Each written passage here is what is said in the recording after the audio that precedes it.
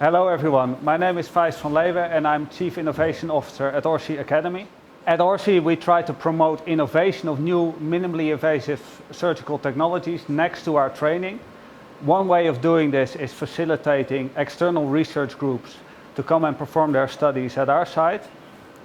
Here we see a group from Leiden University Medical Center performing some of their studies. Dr. Buckle, can you please explain us in short what you're doing here today? Yeah, of course. We're studying fluorescence guidance and surgical navigation and trying to understand how these techniques can complement each other in the clinic.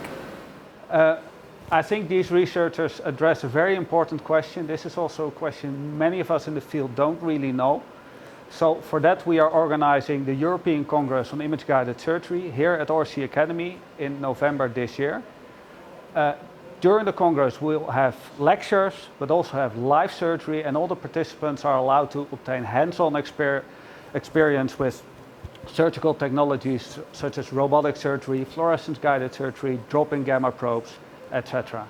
I really hope we can welcome you here in ORCI on the 22nd and 23rd of November this year. Thank you very much.